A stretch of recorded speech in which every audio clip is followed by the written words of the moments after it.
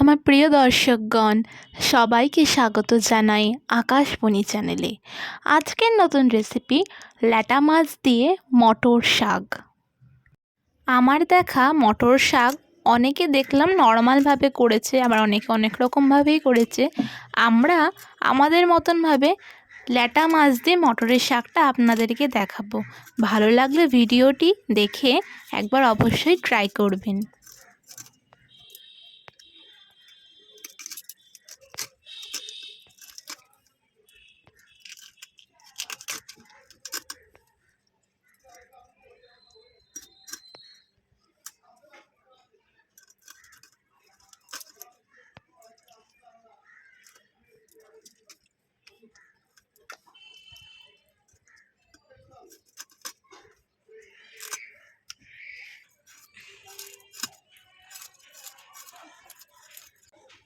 প্রথমে আমরা মাছগুলোকে ভালো করে কেটে ধুয়ে পরিষ্কার করে রেখেছি। তারপর 1 চামচ লবণ এবং হলুদ দিয়ে ভালো করে মাখিয়ে 10 মিনিটের জন্য রেস্টে রেখেছি। মটর শাকগুলি আমরা কেটে ভালো করে ধুয়ে কুচি কুচি করে কেটে রেখেছি। আমরা এখানে সরু শিম নিয়েছি আর বেগুন নিয়েছি। চড়া শিম দিয়ে এই শাকটা বানাবেন না, কারণ চড়া শিম দিয়ে এই শাকটা বানালে স্বাদটা অতটা ভালো হবে না। সরু শিমটা খেতে অনেক ভালো এবং অনেক টেস্টি হয়। এই কারণেই আমরা এই শাকটার জন্য সরু শিম ব্যবহার করছি। একটা পাত্রে 1 চামচ লবণ দিয়ে আমরা মটর শাকটা সেদ্ধ করতে রাখছি। মটর শাকটা সেদ্ধ করে না করা হয় তাহলে শাকটা গলবে না, তাই শাকটা সেদ্ধ করে তারপরে করবেন। আর একটা কড়াই নেব, তাতে সর্ষের তেল দিয়ে দিচ্ছি।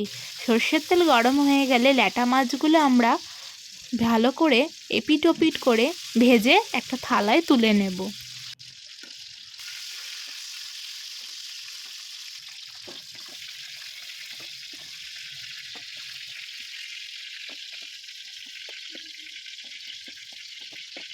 ওই তেলের মধ্যেই আমরা শুকনো লঙ্কা এবং গোটা জিরে দিয়ে হালকা নাড়াচাড়া করে কাঁচা লঙ্কা এবং আলু কুচি দিয়ে কিছুক্ষণ নেড়ে 1 চামচ লবণ দিয়ে দিচ্ছি।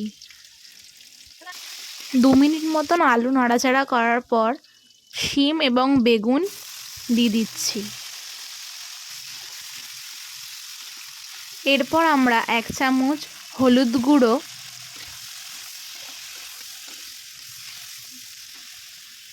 1 চামচ লবণ দিয়ে একটা টমেটো দিয়ে ভালো করে নাড়াচাড়া করে ঢাকা দিয়ে রাখছি। ঢাকা খুলে দেখব হালকা হালকা সবজিগুলো সেদ্ধ হয়ে গেলে জিরের গুঁড়ো দিয়ে দেব। কিছুক্ষণ নাড়াচাড়া করার পর সেদ্ধ করে রাখা মটরের শাক আমরা দিয়ে দিচ্ছি। শাকটা ফুটে উঠলে আমরা ভেজে রাখা ল্যাটা মাছ দিয়ে দেব। 2 মিনিট মতো নাড়াচাড়া করে 5-10 মিনিটের জন্য আমরা ঢাকা দিয়ে রাখছি। ঢাকা খুলে গরম মশলা দিয়ে ভালো করে নেড়ে চেড়ে 2 মিনিট মতন ফুটিয়ে পরিবেশন করুন ল্যাটা মাছ দিয়ে মটরের শাক। আশা করি এই রেসিপিটি আপনারা একবার ট্রাই করে দেখবেন। ভিডিওটি ভালো লাগলে আমাদের চ্যানেলকে লাইক এবং সাবস্ক্রাইব করে আমাদেরকে সাপোর্ট করবেন। আপনারা নতুন রেসিপি জানলে আমাদেরকে কমেন্টে জানাবেন, আমরা চেষ্টা করে দেখাবো।